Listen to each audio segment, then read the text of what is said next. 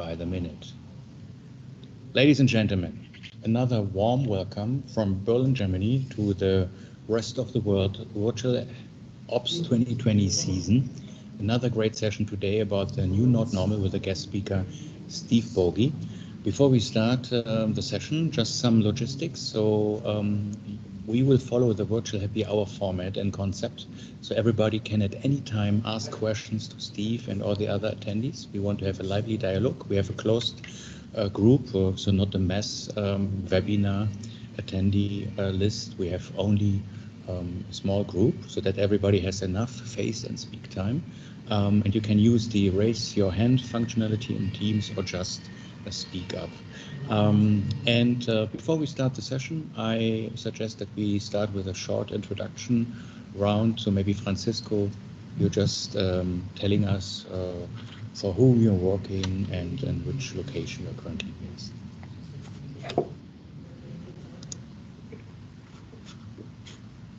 Francisco, can you hear us? Okay. Hi, everybody. I'm Francisco Muñoz, OCC Director of LATAM Airlines. The OCC headquarters of LATAM Airlines is located in Santiago de Chile. I have 10 years of experience in operation areas in LATAM Holding. I work in Brazil, Colombia, and Chile. And I'm very happy to be here today, and thank you for inviting me. Yeah, thank you. It's good to having you with us. MG, let's go to South Africa. Yeah, good morning from sunny South Africa. My name is MG Tauter. I'm currently contracted to Merlot as a Director of Strategic Accounts. And yeah, it's great to meet everybody. It's good to see you again, Daniel. And I'm looking forward to today's presentation. Thank you, everybody. Let's go to Leipzig. Matthias. Okay, thank you, Daniel. This is Matthias Pohl. Hi, I'm the head of IT of Aerologic. We are a cargo airline, so we are in the excellent situation to have all of our airplanes still flying around the world. For those of you who are not aware of Aerologic, we are a joint venture basically between Lufthansa Cargo and DHL Express, and we are based in Leipzig, Germany. If we are in Germany, let's go to Hannover. Lena. Yeah. Hello, my name is Lena Klass. I'm working for TUI. I'm head of IT airline operations, so all the operational systems covering the 24/7 support for all the TUI airlines in the group. Let's go to Australia. Justin.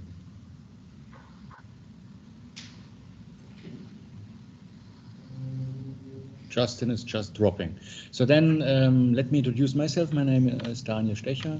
I'm Vice President Airline Operations at IBS, and I'm looking forward to a very lively discussion with all of you. Now Justin gives it a second try. So how is Australia today? Hey, sorry. I was like, I could hear you guys talking, but it's saying that I'm still waiting to connect.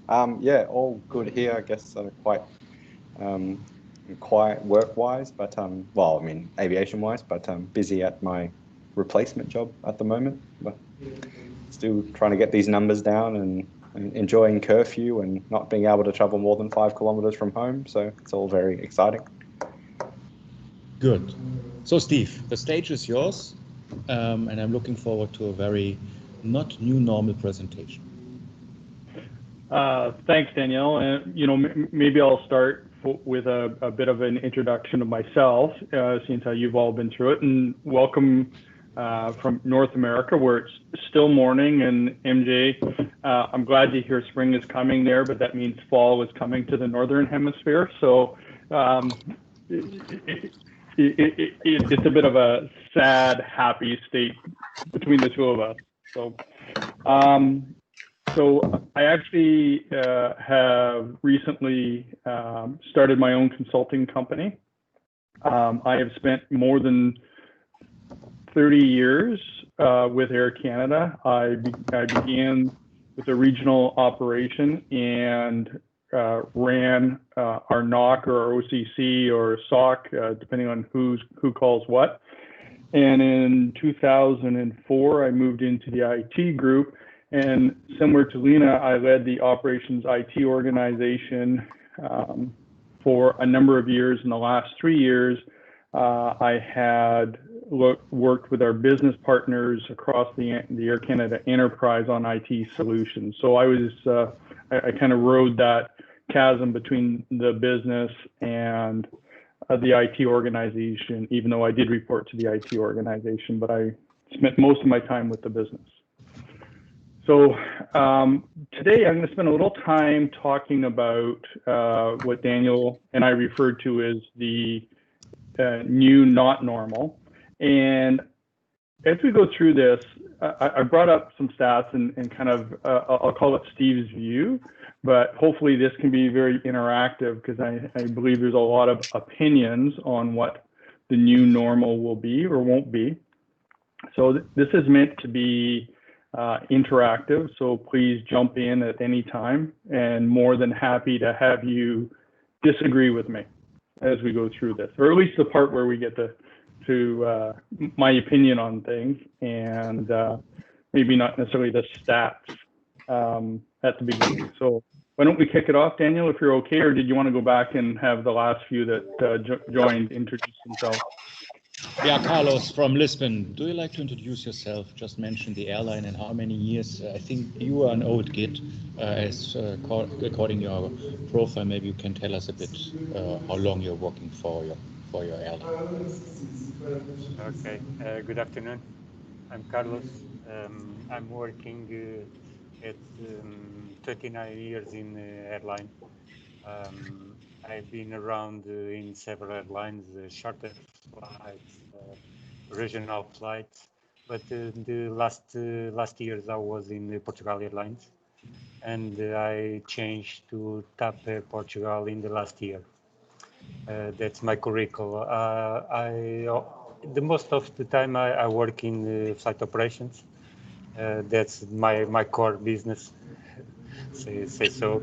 But I work around in the as a ramp officer and load control, load master. But the most of the time I was a flight operations officer.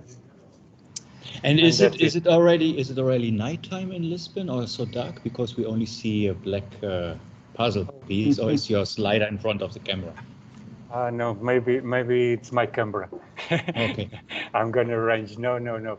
I think I was mistaken. I think I suppose that my camera is working, but I see what's happening. Maybe it's off. I'm going to deal with that. So then let's go to Virginia to, now we can see you. Great. Yeah, okay. I solved the problem. Okay. You know, since Saturday, since Sunday, I think Lisbon is a great place for Germans after this great Champions League final. Okay. I understand. Let's go to Virginia, to Ira. Some words from your side, please. Hello, everybody. Yeah, so good to see everybody on the air again. I'm sorry, what were you looking for me to talk about? What I'm doing right now? Name, company, social security number, and all the good things you have done in life. Okay. Credit card number would help. Ira Gershkov with T2RL. And so what we do is analyze the industry systems that are being used, assess and where the markets are going from a technology and customer service standpoint. I'm the operations expert, so I deal with all the operational systems like such as what Daniel supports at IBS, the dispatch, flight planning, crew scheduling, training, all airport functions, all of those. So actually, I'm in the very near a change of life. I'm moving to California in the next couple of weeks for family reasons, and so life is very disorganized right now, but we'll get better. Thank you, Ira. So, Steve, I think now we are all so eager to know more about your new mod. Okay, let's see if we can get PowerPoint to share here. And can everybody? We see the slides, maybe? Yeah, now perfect. Okay, we're good now? Yes. Very good, very good. Okay, you know, as I said in the introduction, this is meant to be interactive, so please feel free to jump in at any point. You know, a little, you know, maybe history for everybody, and you know, those who've been in the industry for a while will know that, you know, we were coming out of 2008 and 2009. You know, in the financial crisis, the global financial crisis, you know, the industry was on a fairly steady upward trend. In 2019, globally, we carried about 3.2 billion passengers on about 4.5 billion trips, which was just over a 4% increase year over year. And the industry recorded collectively a $26 billion profit, which was 3% over the previous year. As well, approximately 1% of all the world GDP was spent on air travel. And aviation globally employed almost 3 billion people. That's kind of direct and indirect. And these are stats that have come out from Statica, ICAO, and IATA that were published, you know, over the last few months as a compare. You know, as we look at 2020, and I've put some of these as what we don't know. So while we have some stats, obviously 2020, we're, you know, kind of late August, you know, almost the end of headed towards the end of Q3. And there's still a lot of opinion on where Q3 and Q4 are going to land us. So, you know, this is what we don't know, and a bit of kind of part of view of the first part of the year. So passenger trips pre-COVID, so pre-March, you know, going in was expected to be 4.7 billion trips. Now, the most recent update from IATA talks about 2.2 billion, so less than half of what was anticipated. In the RPK, so revenue passenger kilometer forecast, is expected to decrease 60%. So 60% of the world's capacity, as we saw in 2019, will be removed in 2020. The first half of 2020 saw a drop in RPKs of about 58%. So, you know, and obviously most of that was, you know, from mid-March on, mainly Q2. And the airline stock valuation has dropped by approximately 70%. There's obviously some variation in that. Some has dropped by 100%, some not quite as significantly. So, you know, the latest outlook from IATA says the industry is expected to report about an $84 billion loss, or a change of $110 billion, and these are US dollars, versus 2019. There's been over $200 billion of new debt created. And the interesting part of this, it's not only new debt that's been created, it's debt at a higher cost rating, because obviously all of the lending institutions, the financial institutions, the investors are downgrading stock, downgrading valuation. So the cost of borrowing for anybody within the industry has risen significantly. There's 23 airlines that have ceased to exist since the pandemic was declared. And as everybody knows, many others are restructuring under some sort of protection, some sort of, or receiving government subsidies or other forms of government support to remain in business. and almost something new gets reported in this area almost every week. And, as this continues, that will continue.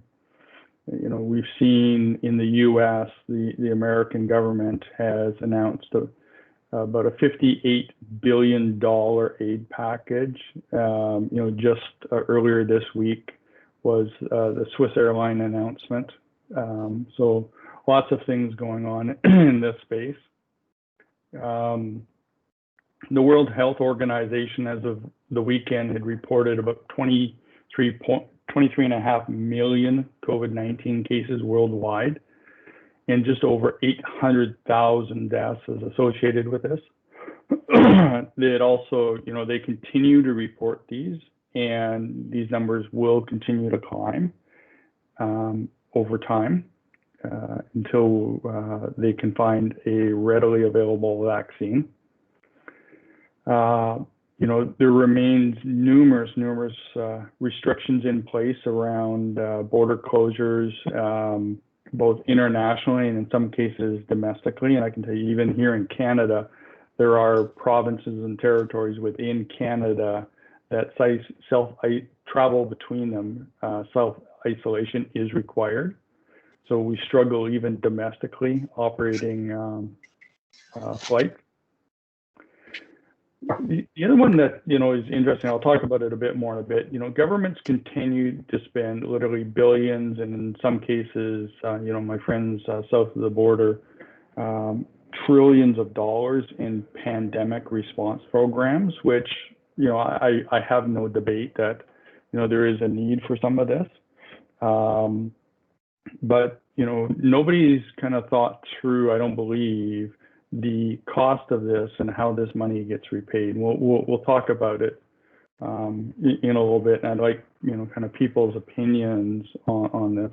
And the other one, obviously, as we start to open things somewhat, is the customer confidence in travel continues to remain subdued in most portions of the world, and certainly on the international stage. And while airlines are flying, the sense that I'm getting is that it's very relatively low load factors and even lower yields, which obviously cannot continue for an indefinite period of time. That would be interesting. A question to the audience: who from you were recently flying internationally? Because I'm not flying since end of March. I'm doing everything virtually. I'm not allowed to leave my country. We have currently stopped all the business travels in this case, and for private travels, people just most of the time don't do it internationally. In Europe maybe, but that's it. South Africa has been closed to the world since 18th March and only opened up interprovincial leisure airline travel from last week onwards. So nobody is traveling here in this audience. Yeah, good. No, not good, of course, but yeah. yeah. And that's certainly the sense out there. These charts, IATA just produced an update here at the end of July, and nothing more than I think to state the obvious, which most of us know, but certainly the dramatic change in both capacity and passenger volumes and cargo volumes. Obviously, cargo not quite so much, and it's been a bit of a bright spot for a number of carriers. And I can tell you, even with here in North America with Air Canada, in the second quarter, cargo revenue surpassed passenger revenue, which is interesting from a cargo perspective, but very, very disappointing from a passenger perspective, given that, I'll call it pre-COVID, cargo accounted for about 7% of total revenue for the airline. So it gives you some sense as to the revenue hit that the airline took overall. The other piece is, and we talked about this, I mentioned this a few minutes ago, is premium demand, as things have wound down. And I think the inverse is expected and interested in people's opinions on this one as well, is generally the feeling seems to be that, whatever the recovery looks like, economy travel or leisure travel will recover faster than premium travel, whether it's business class, first class, whatever it happens to be. So, maybe Daniel, I can ask the group their thoughts on this, and is there any indication they're seeing out of their carriers similar to this? The domestic carriers in Australia are already seeing that. So although we've still got intrastate border closures, some of the highest traffic route is now domestic routes. So I think the busiest route in Australia at the moment is Brisbane to Cairns, which is wholly within the state of Queensland. Obviously before it was Sydney to Melbourne. However, there's a hard border between those two states, and also Queensland's closed to everybody else. So some of the pundits here are more or less saying, like some of the industry people are saying that most business traffic has, all business traffic has pretty much disappeared, but there is quite some pent-up demand for domestic travel. So once those borders are reopened, they are expecting quite the bounce in at least low fare leisure leisure travel. But yeah, as exactly what you said, the business travel's all but gone, and will be some time before that comes back. So we're going to be seeing, I think, more breadth of network in the Australian landscape for all, rather than frequency, which was how it usually was. Down in South Africa, all our premium airlines sort of disappeared overnight. So only two real premium airlines that had premium capacity was South African Airways and British Airways, which was part of Comair. So currently the only operators are low cost and niche. So it's nothing that we can compare against.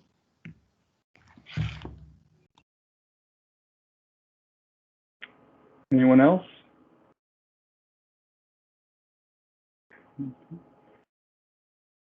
Okay, so in the July 30th report from IATA, their latest forecast, they're now starting to talk about a 5-year recovery. And, what I find interesting on this is, and this is part of my thought on the new not normal, because we actually don't know what is coming next.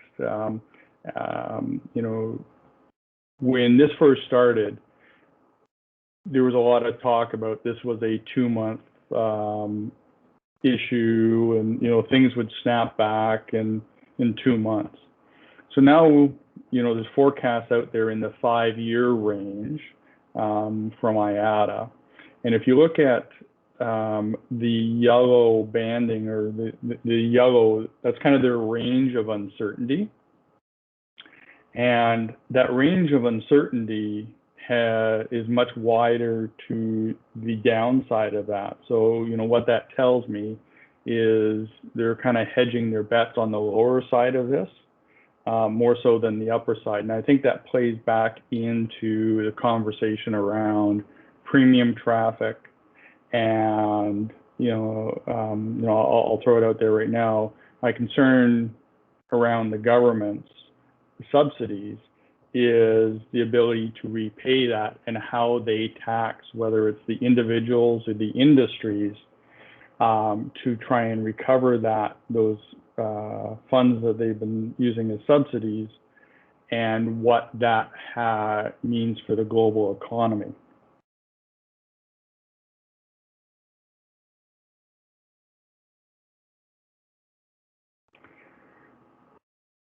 So what does all this mean? So, I think, this is not the same as anything we've seen before. There was a lot of comparisons early on to whether you want to talk about 9/11 or, SARS or other kind of incidents that had happened. But, I think this is clearly proven to be much broader than that. It's impacting many sectors, in fact, all sectors of the economy. And again, the government subsidies are well beyond their capacity and capability to fund out of, current funding regimes. So they're going to have to find incremental revenue to be able to repay this, whether it's corporate tax rates, personal tax rates, whatever it happens to be. We still have no clarity on timelines. We've seen now 5 years with IATA. And again, they're kind of hedging their bets on the lower side of that. The other challenge for the carriers is this standardization of restrictions or the criteria as to how you actually reopen some of this. And I'll give you kind of a Canadian/European view of this is the EU has produced a list of countries that they deem low risk and therefore acceptable to travel. However, the Canadian government has not reciprocated. So the EU movement is, I won't say meaningless, but for the average traveler has no impact because Canada has really still closed its borders to all international travel as far as avoiding self-isolation at 14 days. So I think there's got to be some sort of global standard as best we can, at least among most of the developed countries, as to how we reopen borders or how borders get reopened. And, that may give the industry some level of ability to actually forecast what's happening. Technology has proven that remote work environments are completely feasible. And, this is we'll call it a pro and a con. I think there is significant opportunities for organizations, not just within this industry, but generally to do work from home. I think that's proven itself out. There are significant saving opportunities, there are employee satisfaction opportunities. And, as Daniel mentioned to me yesterday as we were exchanging emails, you can travel and work all at the same time. So, there is opportunity here, and I think technology has proven that self out, same as what we're doing today. MG, you have a question. You are muted. MG, you are muted. I wanted to mute bingo. So I definitely agree that it's feasible, but in our industry, and I know we all have done this many times, we have been working, flying, doing remote work. For us, it's normal. So when we talk about normal, not normal is the new normal. For us is normal, in a sense. But if you go to everyday layman, the people that worked in the banks, the people that worked in finance, retail, etc., they have now been forced to move to using this new technology. And I found that people that are not used to remote work, using this technology, it has an effect on, they either burn themselves out because they're now suddenly available 24 hours, or believe they should be, or you do have those people that sort of disappear. And I have definitely seen with people that I've worked with that are not used to that there's some sort of psychological issues that are occurring based on the new normal of using technology, being remote, the idea of always being online. And that is something that we are addressing in South Africa as well. And it's disconcerting that mental health is now being affected. But I do think that companies might be able to address this within their human resources departments to show people this is how you work. But it's feasible, but it's had a high impact on people's way of living and sometimes even happiness. And on the other hand, I just read today that Air New Zealand is now offering part of their headquarter for third-party rent. So they are not using their headquarter completely. That has certainly to do that they have maybe also decreased workforce.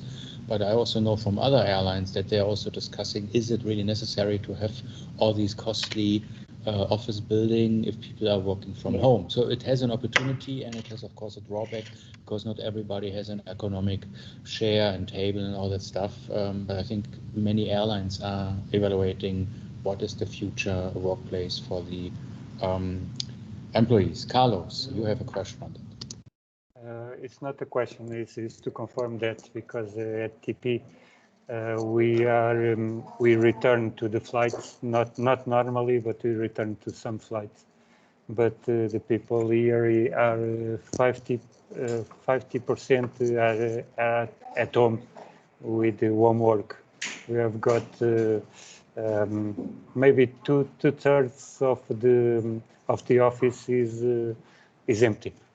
Nobody is here at the headquarters like it used to be, and that's what I say. Half of the people are at home, and the preview is to continue with that. That's only to confirm this.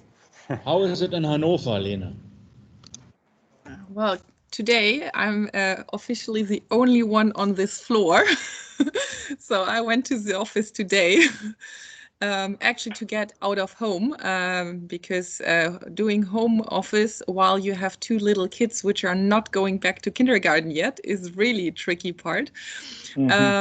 So I would say, yeah, as MG just said, it's they're different things. I think we in TUI, we were quite lucky that we introduced virtual working quite a year before, and we did a lot of effort into training the people. We had specialized team leads, let's say, who are training the other employees how to use Teams and all that kind of stuff, so they get a bit more familiar to it. So to be honest, everybody here said we were very lucky that we did that a year before Corona, because otherwise I'm not so sure if we would have moved through this crisis, let's say at least operationally, that smooth.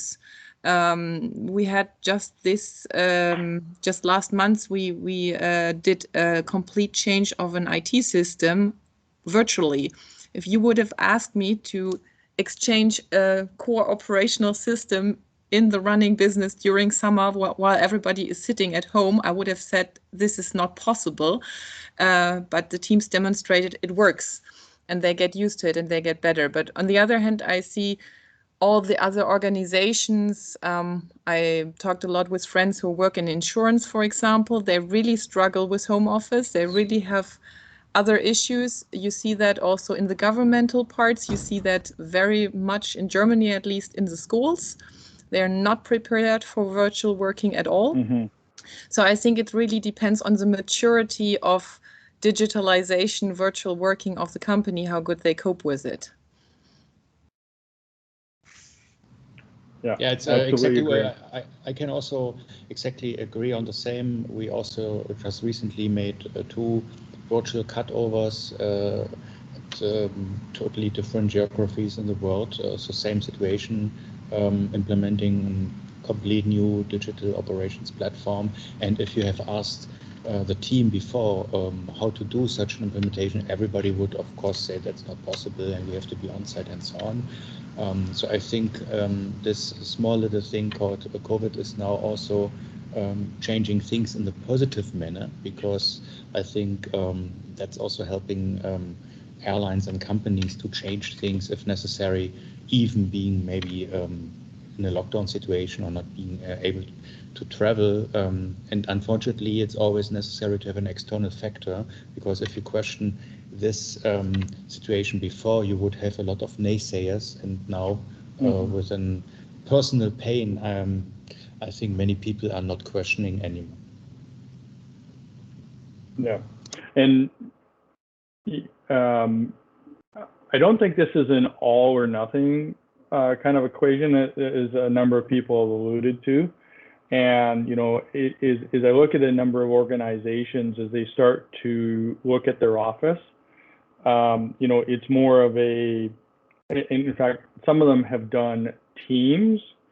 So you don't have everybody in the office. You actually create, you know, Daniel's team and Carlos's team, and, you know, they offset one another and they'll never cross, you know, because you're still trying to minimize cross-contamination as much as possible. There are situations where I actually believe that there are, you know, remote technology is detrimental to your ability to function properly. You start to break down that team environment, you know, and there are certain things that are definitely easier to do in person. You know, I think of mapping exercises and system architecture design and different things, data flows kind of come to mind. But in the same breath, you know, there's also, I think Lena brought up the point, there's getting out of the house, and, you know, is important as well. And you know, certainly there is that mental health piece. You know, I think as humans, we generally want to interact. You know, we crave that interaction and that you know, call it camaraderie or personal interaction. And I think that's important. So there's this balance. The other interesting thing, you know, just on the offices, and, you know, I'll use Air Canada as an example. We have literally furloughed 50% of our employees. So as you start to reconfigure and look at office space, you know, there is opportunities there that need to be addressed as we go forward. Any other thoughts on this point? I think this is a very interesting one. Yeah, interestingly, when the crisis hit the industry, I was quickly making a small survey with several airlines, how probable it will be that we will have a remote ops control center, for example. And all the people said, yeah, technology is available, it's possible, partially it's done, but there was exactly this criteria that people don't like to have the sole responsibility for something. So that's why they want to have a shared responsibility within the OCC, with this collaborative decision making, and meet people, and also, of course, meeting people at the coffee. But all other criteria would make it possible to have a remote or working from home ops and crew tracking, for example. Yeah, you know, maybe while we're on this, just, you know, a bit of a variation, if you don't mind, Daniel. So again, I'll use the Air Canada experience. I'd be interested in others. So, you know, there was a, you know, we'll call it the management piece was relatively easy to move to remote because they were used to travel, they were used to working remotely. Ops, I'll be very candid, we looked at work from home, and in the end, the big challenge became voice communications, air-to-ground communications. What was the challenge, and what we ended up doing was actually splitting the team between our production site and our hot site, or our backup site, and ran the operation kind of in a split mode, if you will. And then over time, we took areas like contact centers, and we actually fit them up and did Teams trainings, Alina's point, and everything else remotely and on the fly. And we ended up moving about 75% of our contact center staff to a work from home mode, you know, I would say 6 to 8 weeks into this. So, you know, it was a combination of all of those things that allowed us to keep the airline running. So I'd be interested in hear what others' experience was. I have a comment on this. The technology works. There's no doubt about that. But the effect on productivity is really hard to measure. And I hear stories all over the place of saying, well, we're not in the office anymore, so let's rent it out to somebody else. And it's very hard to measure all the things we've been talking about the last 10 minutes of, you know, you need your colleagues. It's helpful to have your colleagues next to you to run little ideas by them privately and so forth. And the effect on productivity, I think, cannot be dismissed. And in my own experience with just calling, like credit card call centers, for example, it's just been an awful experience. You get passed around from one to another. There are long wait times, and this is one of the productivity problems associated with this that no one knows how to measure, as far as I can tell. So I think I'm skeptical of the companies that say, well, we're happy working remotely and we're never going back to the office. I just don't believe that's sustainable. Maybe it is, but there are a lot of things we're going to have to learn, and it's going to take something like 5 years to get there. Anyway, food for thought. Yep. Thanks. Anyone else? Well, I would agree in terms of going completely working virtual would not happen. I think it will increase immensely. So we had in TUI, we had organizational wise already the possibility to do home office. I think this will not be as limited as before in the future. So it will increase. It will give more flexibility to the people.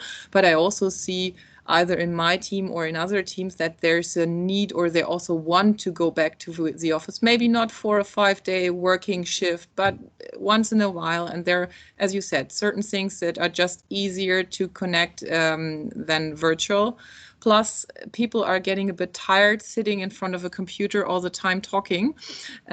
So there's definitely a desire to go back. But I think it will be bigger than before, because it has been proven that in a lot of areas it's doable. And also in terms of what we were discussing earlier, in terms of cost saving, you can see that the management, as you said, were doing a lot of traveling beforehand, always meeting in certain areas and so on. Now they experience over the last 6 months, they can manage a company with virtual meetings quite well. Also, that will have an impact on the amount of, let's say, costs, or I mean, because they will be all cost sensitive later on. That will have an impact on how much business travel will happen, because we've proved that. Yeah, there's a lot of opportunities to talk virtually and do all these meetings virtually. What I believe might also positively influence the future of working from home and being in the office is that you can decide on your own what is the right deployment method maybe in this week. At the moment, people are all forced to stay home. And if you are forced, you are usually not doing things in the same manner like you're doing it voluntary. So that's maybe the influence in the future, if there's a vaccine, if there are working models where you have the flexibility to do maybe 2-3 days working from home, 2 days in the office, and then also the airline is kind of calculating the remaining space they need. Maybe you can have a silver lining, reduced office building space, and people can also have a work-life balance in the sense of taking care of elderly people, also organizing their private life and still being very productive because they know, okay, if I'm working from home these 2 to 3 days, then I'm always on, and the other days maybe I have it more relaxed while being in the office. But that's my personal opinion on that. Yep. That's how. Oh, sorry. No, go ahead. I was going to say that's how companies are starting to structure in Australia now. So it's going to be legislated that there's maximum capacities for a fairly lengthy period of time coming into buildings of around 50% to maintain that social distancing. So what companies are doing is they've actually are making that offer of having must come into work 2 days a week, but it will be specific 2 days a week, or essentially people are rostered to come in. Mainly from a distancing and people coming into the office. Public transit and all of those are still limited. That's what we're doing down here, but there will be. There has been a massive shift towards flexible working, but exactly what Lena was saying before is that a lot of people aren't used to it and can't handle it and need to have that human communication, and mental health concerns are starting to come in, particularly for those who live on their own, but also for those who have children as well. It's a chance to get out of the house, to go to work, when the kids are at school, and especially when home learning is the thing. I don't know if it's the same in Northern Hemisphere, but yes, at home learning is everyone's learning at home at the moment. So it's everyone's at home doing nothing, and everyone's just getting on top of each other. Homeschooling is really hard. If you're a parent and you say, well, I'll just homeschool my children, that's got to be really hard. Because you need to have something for them to do every day. Teachers can do it because that's their job, but I think it would be pretty hard for a parent. MG, you have a question on that? Yeah, just my final point on that is being separated from everybody is not normal. So I think we all agree with that. And I just want to repeat something that Daniel and I discussed on a very nice VHH session a month or two ago, and is that the word social distancing for me is incorrect. We should stop with social distancing and just call it physical distancing, because we are making ourselves even more unsocial and even putting ourselves in chains by calling it social distancing, because it's a mind frame that I'm now distant socially, both on a physical and on an emotional level, even business level, from my peers, and that just non-committure like that can actually have an effect on people's mental health.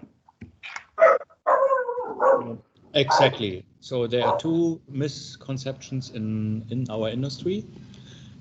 Or in the world. One is physical distance, and the other one it's not dynamic pricing. So these are the two misconceptions we have currently a lot of discussing around the world.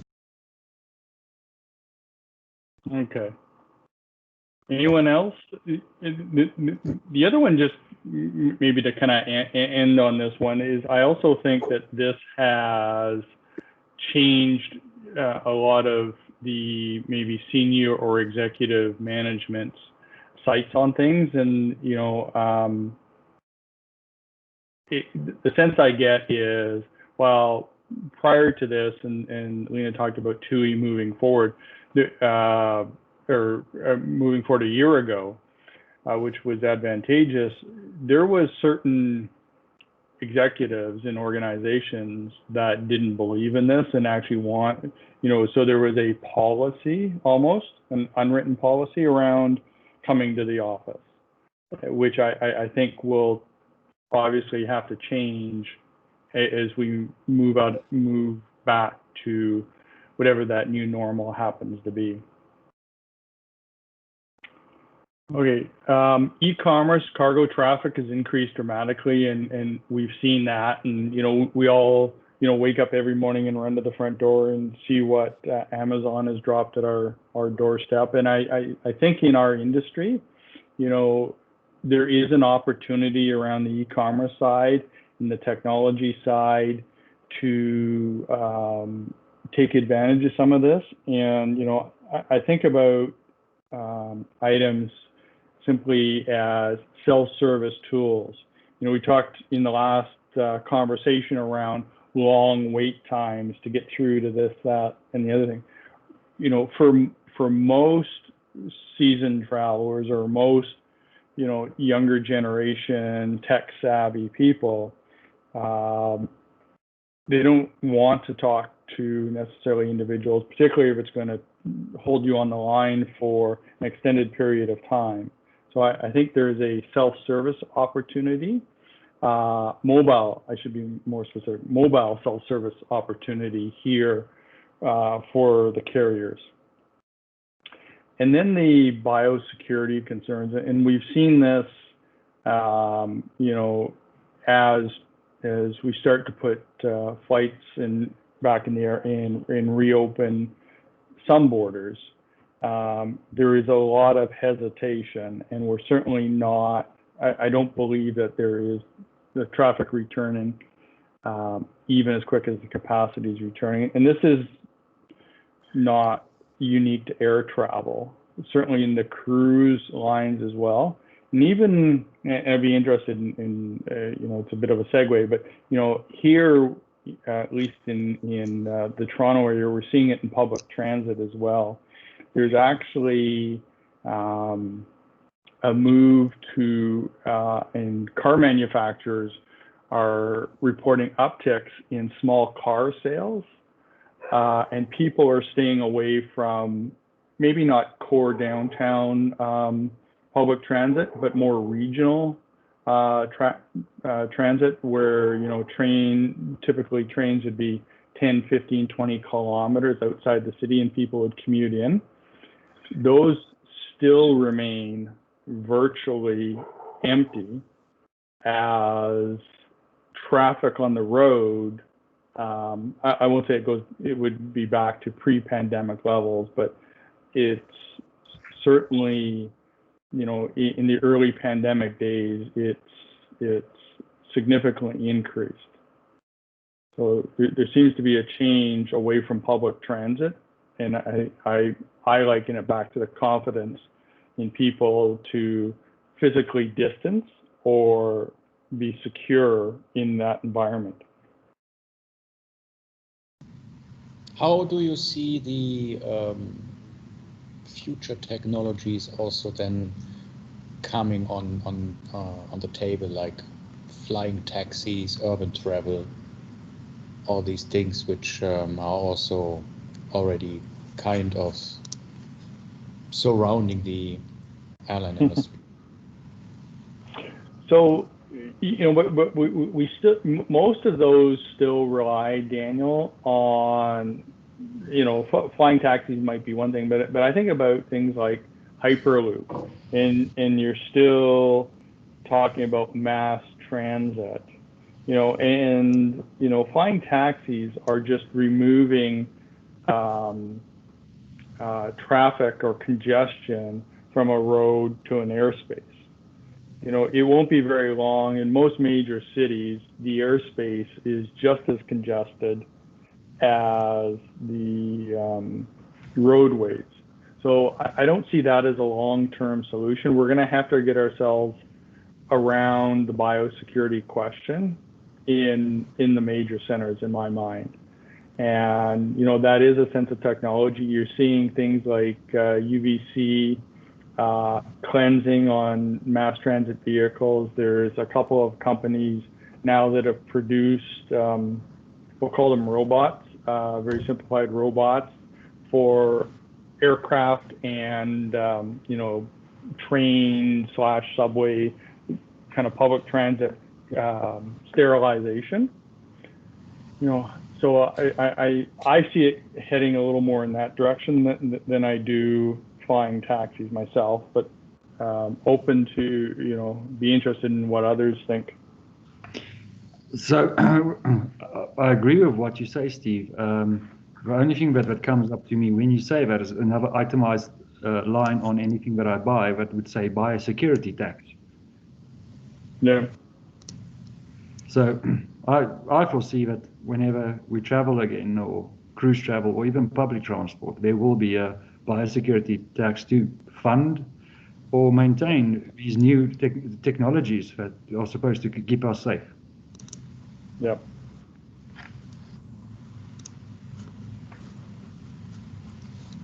Okay.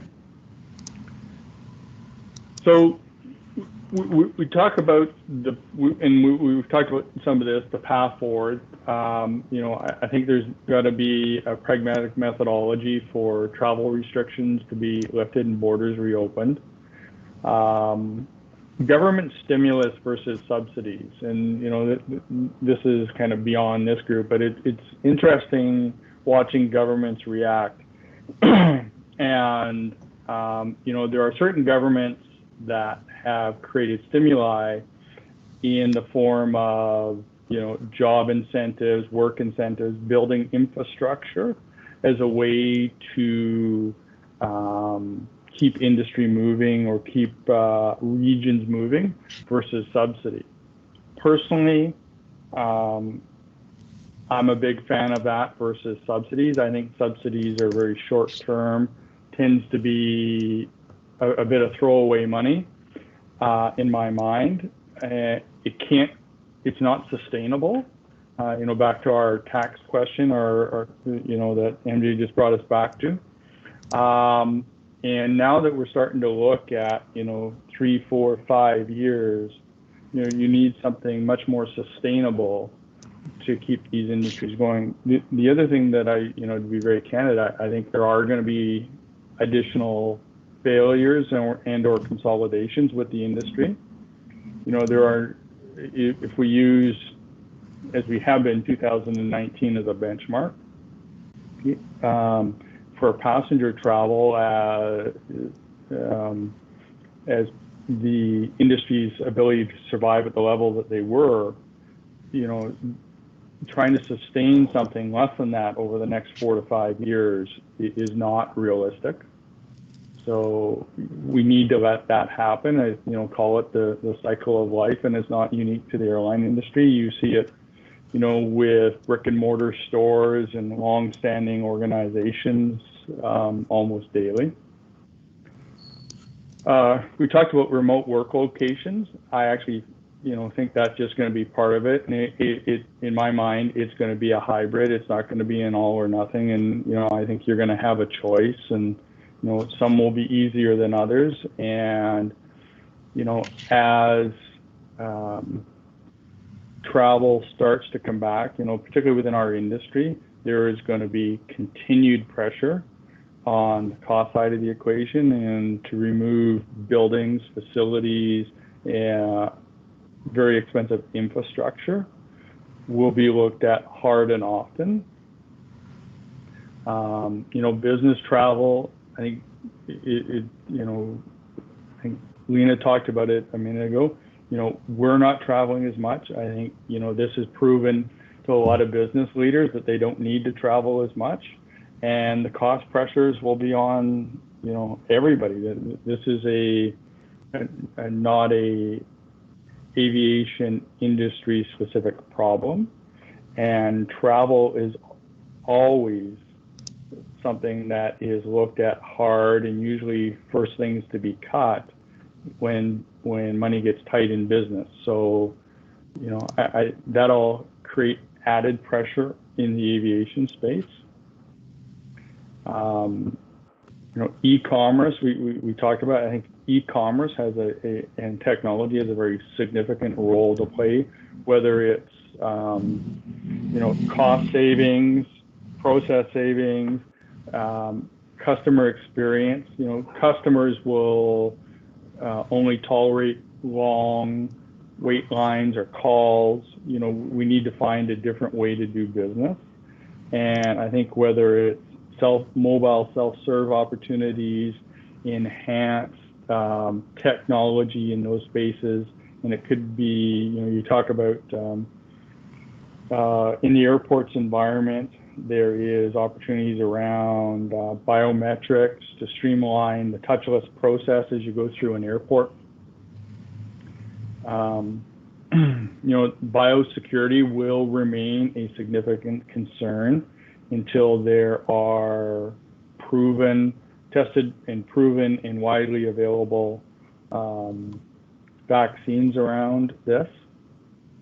And then I kind of touch on the technology piece. I think is a huge piece.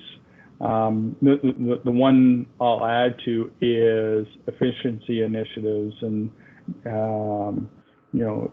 particularly unique to the aviation space. And if I look at our ability to use our manpower, our ability to optimize resources, whether it be physical resources, human resources, financial resources, I think there's a role for technology to play in there. And you can talk about AI, you can talk about different things about how you optimize, whether it's your aircraft, your crews, your aircraft slots, your airport gates.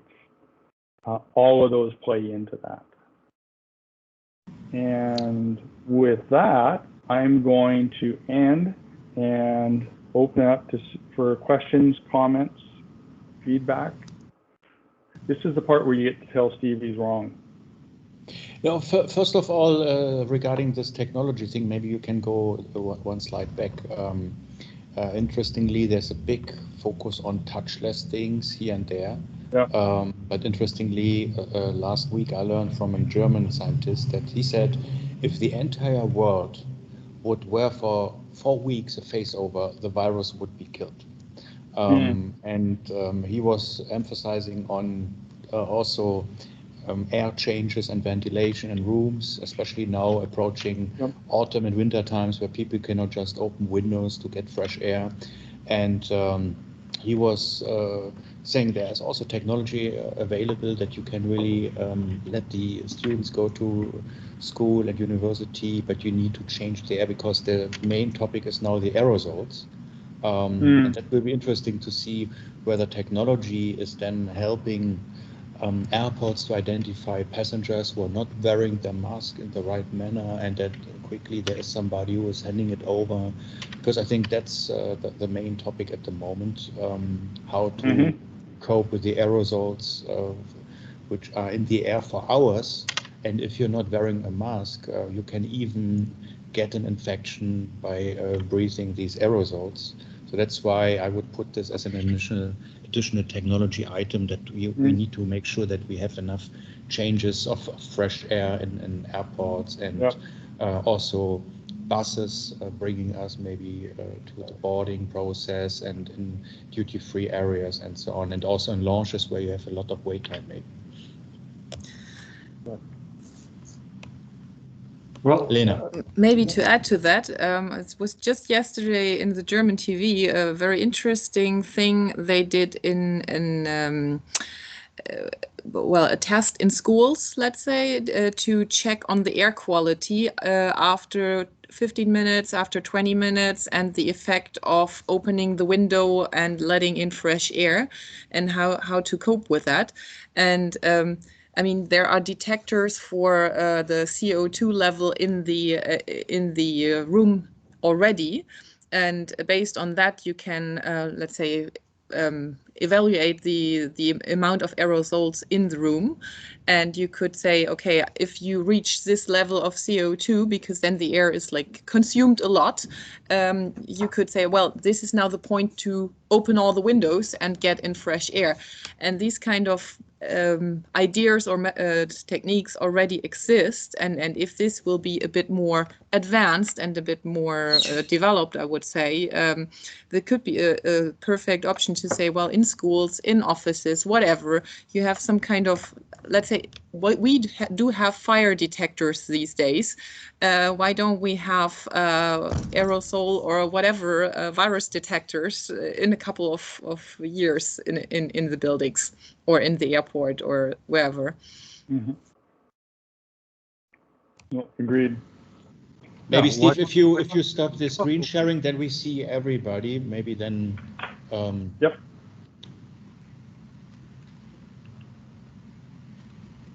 Good. Similar to what Lena has said, is we know HEPA filters work. They work on the aircraft, and we've seen simulations. Why not make, if we have water sprinklers as regulations, why not have HEPA filters as regulations for all new buildings going forward? Right, so we can look at emerging technologies, but also let's not throw the baby out with the bathwater. Use our existing technology as well as a middle ground. One thing that we do need to lose is that saying "avoided like the plague," because obviously after COVID-19, that saying doesn't work because people were not avoiding it. That's the issue.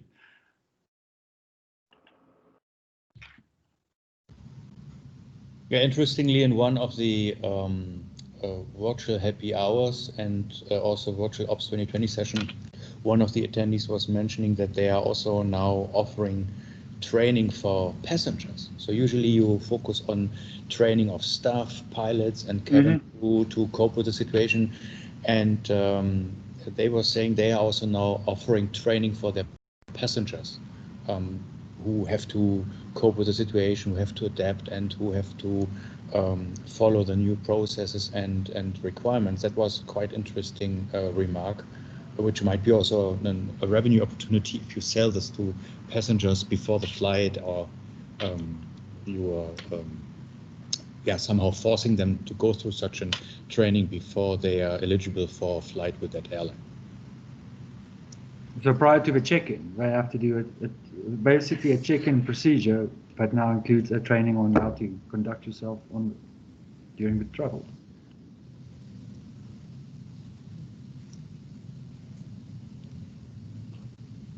So how is TAP doing at the moment? You are starting to fly, as you said. Are you also making trainings for the passengers? And how are you using technology to cope with the new not normal? I think we don't change many things.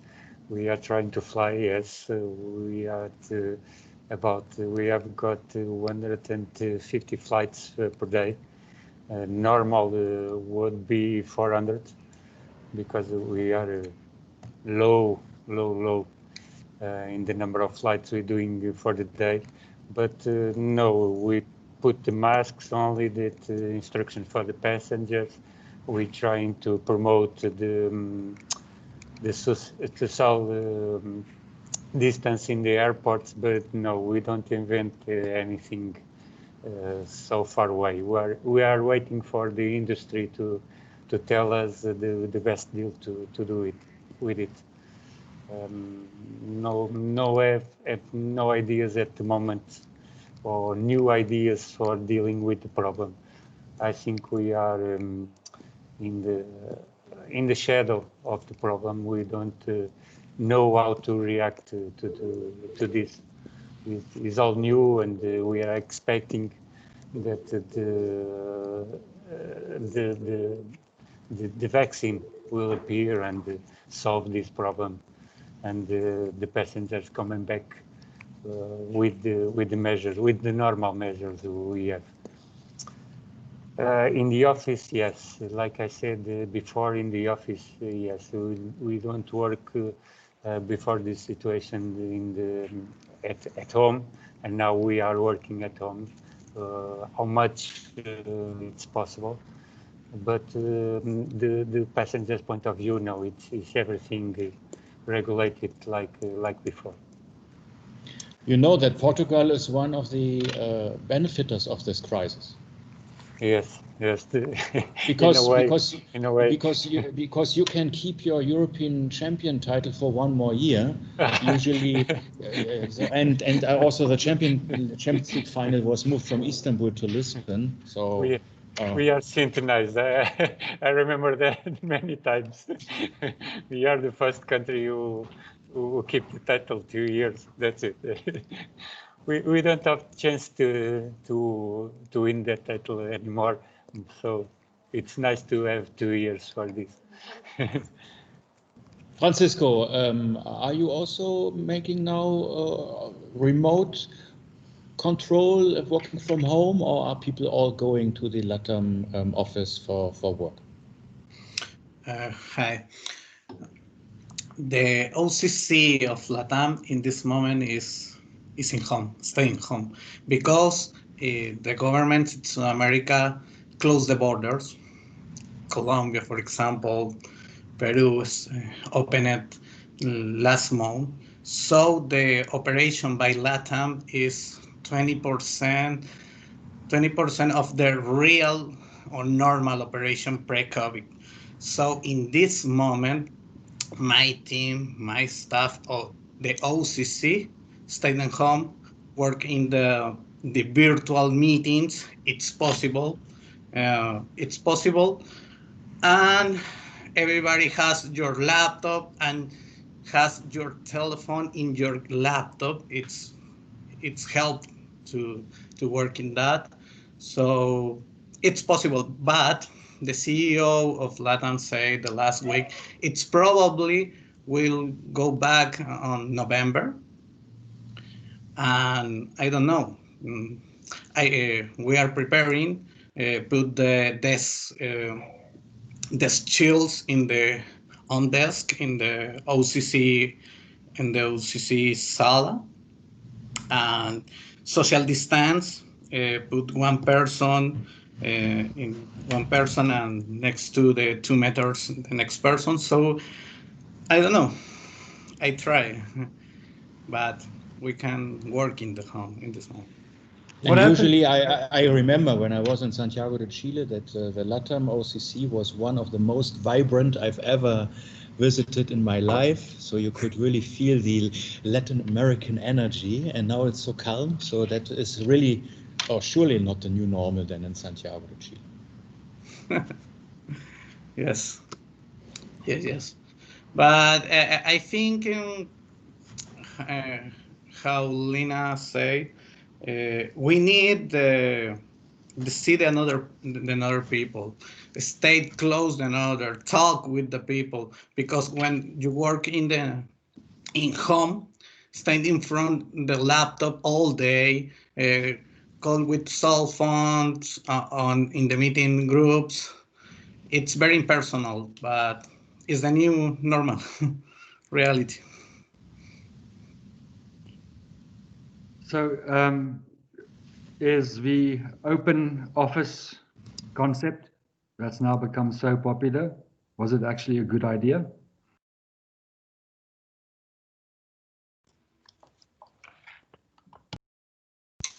I don't know. The open concept of office, probably yes, probably not, depends of the interaction needed. So for the airlines, I think need try it with the new strategies, new position, maybe mix it, working home and working in office. So I think we need try it different strategies and use the better work.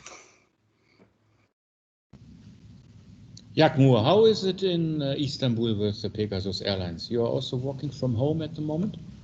Hello. We are working from home, but especially the people who must go to the office, they go. But generally, we work from the home, and not just for airline sectors, the other sectors like banks or e-commerce, all the how can I say high quality marks work from home, but other little workspaces like have little I'm don't say we work from home generally. And usually, if you are not working from home, how much time you commute every day from home to get to the Pegasus office? Is this minutes or is it almost an hour or even longer? Almost an hour. Because I Yeah. think that will be then later on also the decision, maybe Lena, as you said, that people don't like to work from home. They want to get to the office. But if you work in a city where you have a very big traffic congestion and you have to commute 1 or 2 hours and you are losing 2 or 4 hours per day, and at the same time you can take care of parents, children, or make also your shopping requirements. That is, I think, something which people will cherish. So I think that's, and if you're just living 10 minutes of your workspace, of course, then you go to the office. But I think there are some places in the world where traffic is really making a big problem for people. Actually, for me, it's very good working from home.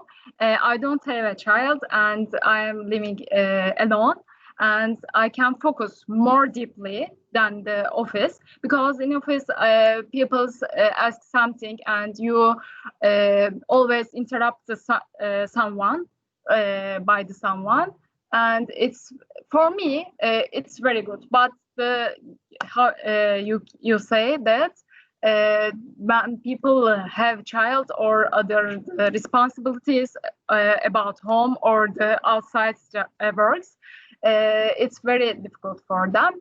And the traffic, my home is like 1 hour or 1 hour and 30 minutes away from the my office. It's very good, and I wake up at 7:30 when the work started. It's good to sleep, and I think it's good. I can live all the my life like this. Yeah, I'm myself. I'm working here in a co-working space, so I have a distinct split between private life and work. But still, my wife is asking me every day, when are you going to travel again? And this has also, I think, some consequences where some people prefer that people have to go to the office. So that's why I'm counting the days that I can come to Istanbul and Toronto and Lisbon and Hanover. Actually, I you keep saying you're coming to Australia, but you've not come down here yet, Danielle. Yeah, I three think it's times easier, you actually. told me you're coming down here. Sorry, that's one of the things about working from home, dogs as well, is don't go to Australia. Everything there wants to kill you. Yeah, I'm very friendly with all of my colleagues' dogs now. We always know everyone else's dog when you hear them in the background.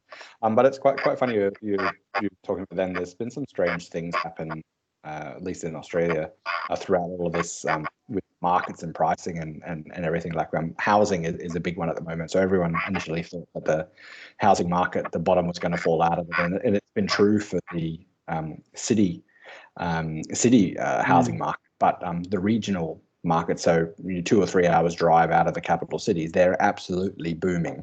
Like housing prices are just going through the roof at the moment, because everyone's realized, they can all work at home now, and all of these companies are saying, okay, no, you must now work at home forever. And everyone's like, oh, screw this, I'm not going to live in the city anymore and go and live in the countryside. So it's actually been quite good for regional centres in Australia. But yeah, it's interesting to see what's going to happen in the cities over the next few years. You've seen that in the Toronto area as well. Yeah, maybe to add to that, I can imagine, I mean, especially in Germany, we had that in the beginning of the crisis a lot, that people were very happy living outside of the city, because if you're forced to stay at home, or if you imagine you're like 20 days or 14 days in quarantine, I mean, how great is it to have your own garden to sit outside? And if you're like squeezed in a small apartment in the city, it would be nice if you could go to a pizzeria, but if it's closed, and it doesn't help. So That's the thing. I have some very good friends of mine living in Brandenburg, and one's working in Potsdamer Platz in Berlin, and the other one at Schönefeld Airport, and they're both forced to work at home now. So they're getting an hour of commute each way, so 2 hours a day back into their life because they don't need to go into Berlin anymore. So they're loving working at home.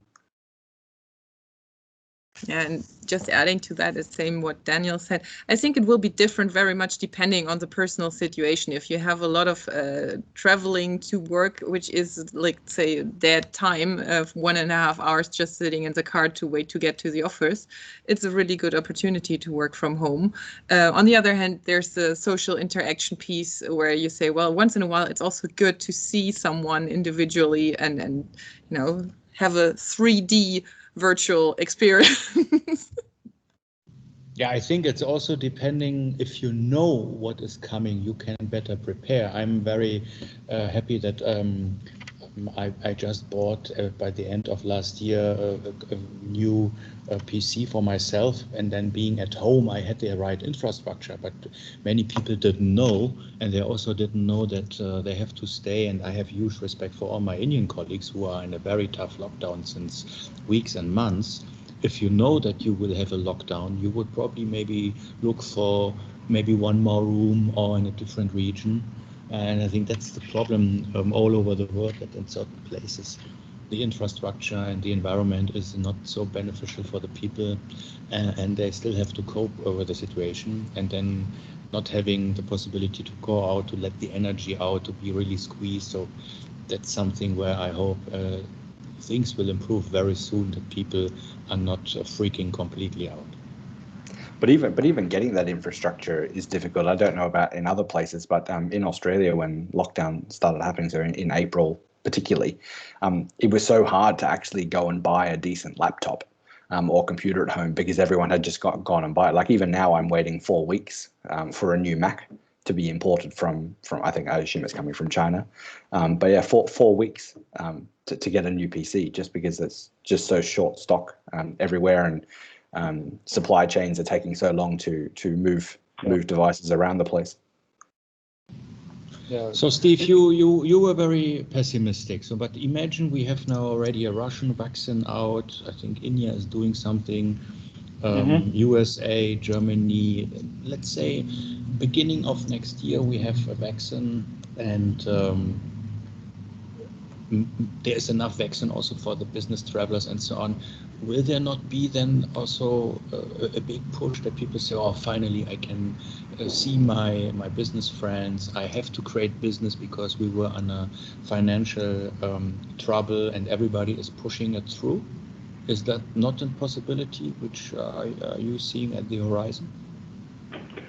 So, and I should have started the presentation by, I'm not trying to be overly pessimistic. I was trying to interpret some of the information that's out there, and particularly the when you look at IATA's 5-year forecast. But, I think, Daniel, to your point, there will be some pent-up demand, but I see it more on the leisure side.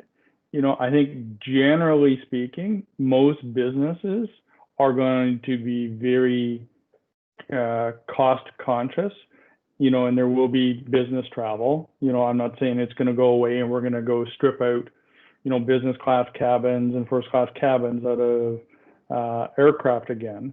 However, I think, the sales folks who, and probably within the airline industry, we were worse than anybody because, quote unquote, you could travel for free. You would jump on an airplane and go to a meeting when maybe you really didn't have to. And I think there's going to be lots of pressure not to do that, and to do, meetings just like what we've done for the last hour and 29 minutes, because we've proven that. And I think that's going to reset, at least in the short to medium term, the benchmark of the business leisure ratio that most airlines, certainly legacy airlines who run mixed configurations, are going to be faced with. And stemming from that is, the vast majority of the revenues from those airlines come from that front cabin or the front two cabins, depending on how you're configured. So I think it's going to reset the reality for a lot of those carriers. Those that were focused on the leisure space, those that were focused on the leisure travel, it'll be different. I think they'll be much more adaptable. And you've even seen, the Southwest. I don't know if anybody saw, there was an interesting map that came out of Southwest. They just looked at their October schedule and pulled back, I think it was 123 routes from their October schedule. Continental US, obviously, but just an interesting. So they're not seeing those forward bookings that even they'd anticipated. So MJ? Yeah, I'm just wondering out loud, is we're all waiting for a vaccine. Now, that's all good enough. We get a vaccine. With our medical expertise and us, it's more than 100 years since Louis Pasteur. But here comes a vaccine. It works. Yeah. Now we have the following question. How do we use that vaccine? And does an airline require that vaccine for you to fly on them, or does a country say you need to do that vaccine?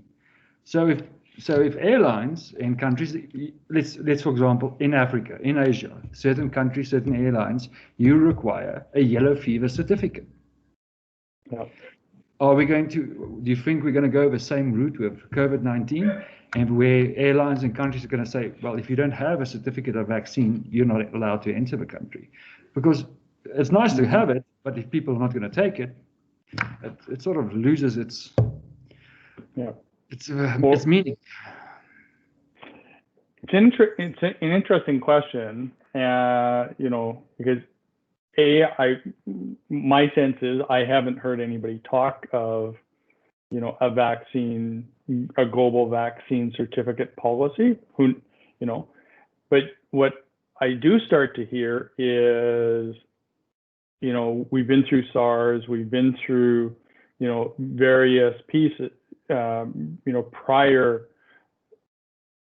smaller scale pandemics. What's next? And do we prepare ourselves for the next one? Because I really think, and for most of the globe, when this started, we believed that this was we'll call it a China issue or an Asia issue. And, I think history will dictate that,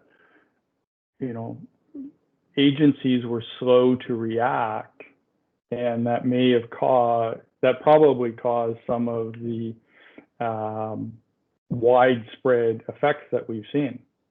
So I think my sense is that as we look forward, there's going to be a more of a view to how do we prevent the next one?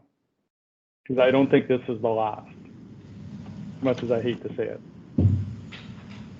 So, and probably Lena wanted to say something. Exactly. Yeah. Well, it was we kind of went to a different topic, which I think is an interesting one to say, how do we react? And I totally agree with you, Steve, to say, well, I think it's not this one COVID-19 issue. It shows a lot of our weaknesses in the systems in terms of response, in terms of medical systems to collapse. I mean, we need to be clear also that a lot of these measures in countries have been taken not just to prevent people from dying, but also from medical infrastructure to collapse because of the amount of infected people.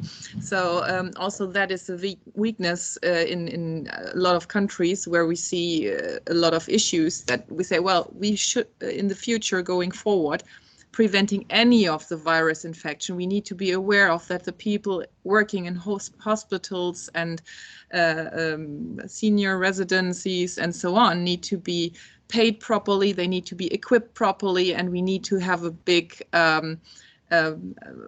invest for this area as a society, I would say, because that will ease up a little bit the situation to cope with the amount of potential infections in the future.